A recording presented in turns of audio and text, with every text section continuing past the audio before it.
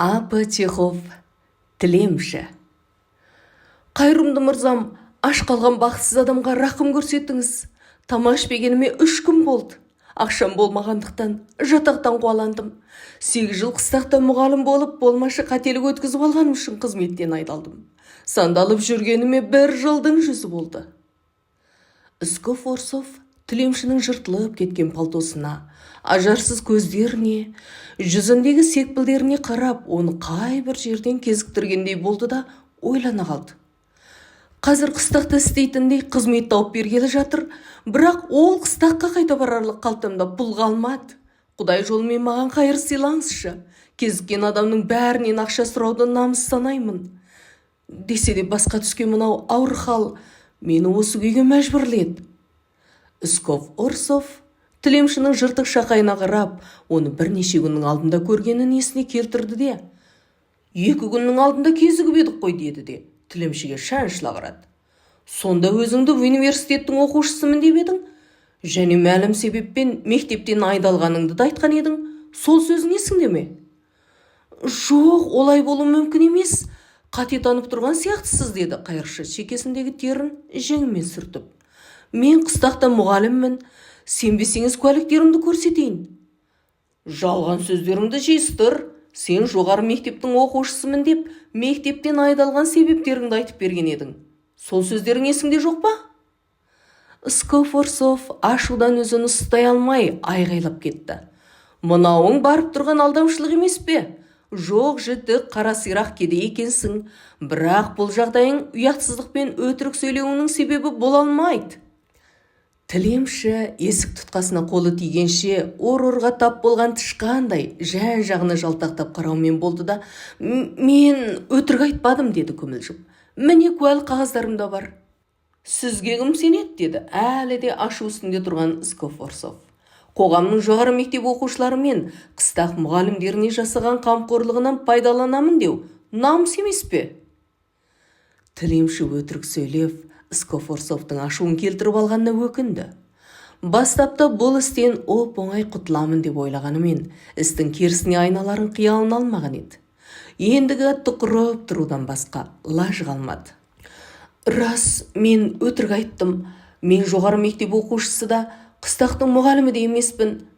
Ішімдікке салынып кетуден, күнкөрістен қалдым. Мына суықта аштан өліп қалмау үшін өтірік айтуға мәжбүр болдым. Маған жаныңыз ашсын, мен енді не істесем болар? Не істесем болар? Не істеуіңізді менен сұрайсыз ба? Істе, жұмыс істеу керек.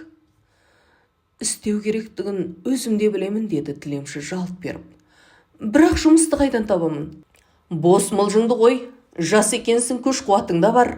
Жұмыс істеуді қаласан қашанды жұмыс табылады. Жалқау, ішімдікке берілген екенсің. Қазірдің өзінде аузыңнан арақ иісі мүңкіп тұр.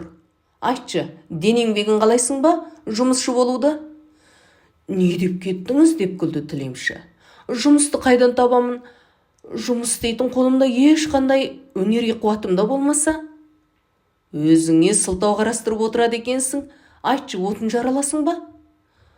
Отын жарудан ғой, бас тартпас едім, алайда аштан өлемін ғой.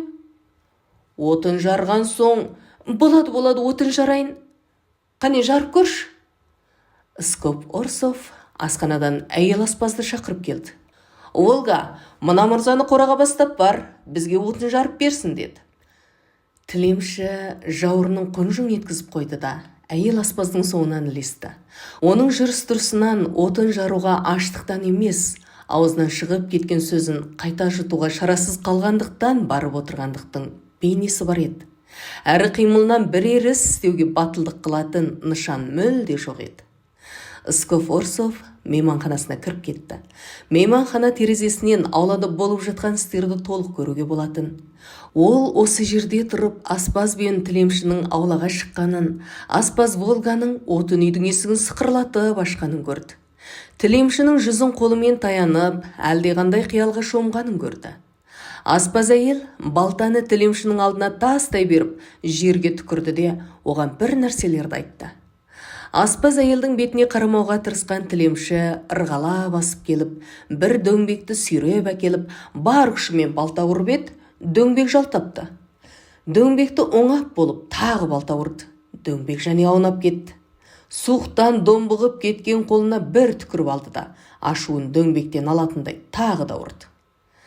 Сков Орсов әлгіндегі ашуы тарқап, ызғар бүркіп шекшеген көздері мейірлене қалды. Ол мына қатты аязда ішімдікке беріліп, аштықтан бұралып жүрген тілемшіге жаны ашып, оны қинаған өзіне реніш білдірді. «Қайтет дейсің?» деп ойлады ол. Өзінің құжырасына кіріп бара жатып, бұлдағы тілемші үшін ғой.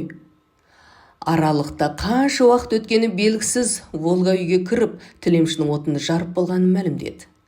«Оған 50 тиын бер» деді, жаңғалтасынан ақшаны шығарып жатып. «Егер ол қаласа, әр айдың басында келсін. Қалайда ол істейтіндей жұмыс шығады». Содан бастап, мастықтан буыны құрып жүрсе де, осында келіп отын жарып, үйдің кілем кілтесін қағысып, қора сыпырып дегендей жұмыстарға қатынасып, 40-50 тиынын алып та жүрді. Бір рет тілемші арақ ішпей сап-сау келгенімен өте мұңайыңқы күйде жүрді.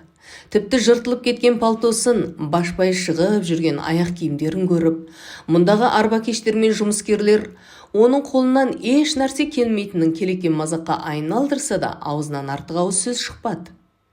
Сол күнгі жұмыс аяқтаған соң Сков Орсов тілемшіні шақыртып алды да: «Насихатым саған біраз дарыған сияқты.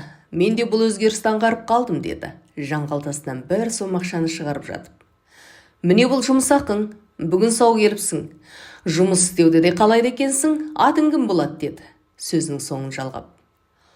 «Лужков» деді тілемші. «Лужков» деді Сков Орсов, қалайда бір нәрсенің жөнін айтатын райда. «Мен сені басқа бір жұмысқа орналастырмақпын. Мына бір хатты ертең туысыма апарып бер.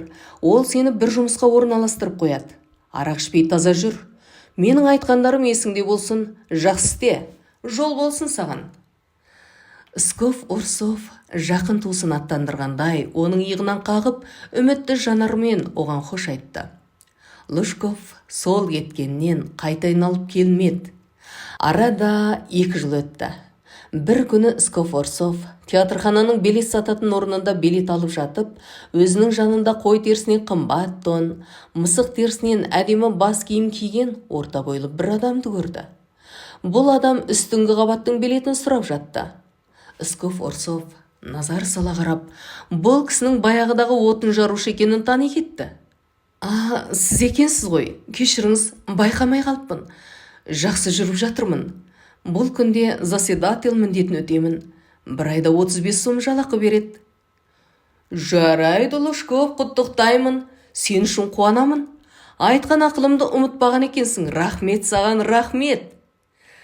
«Рахмет», деді ол, Сков Орсовтың қолын жібермей тұрып. «Сол күні үйіңізге бармаған болсам, қазірге дейін жоғары мектеп студенті немесе қыстақ мұғалімі болып жүретін едім.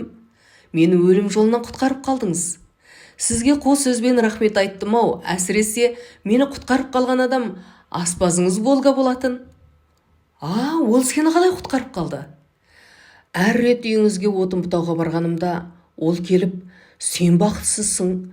Пәни дүниеде де, бақи дүниеде де рахат көре алмайсың. Арақ кеш болған соң тозаққа тасталасың. Сенен бақытсыз жан бар ма?» деп көз жасын төгетін еді. Мен үшін оның көз жасы аз төгілмеді. Мен бұтауға тиісті отынның бәрін сол бұтайтын еді. Ол не үшін мені құтқарып қалды? Ал мен арақты қойып, не үшін жаңа адамға өзгердім? Оның себептерін сізге түсіндіре алмаймын.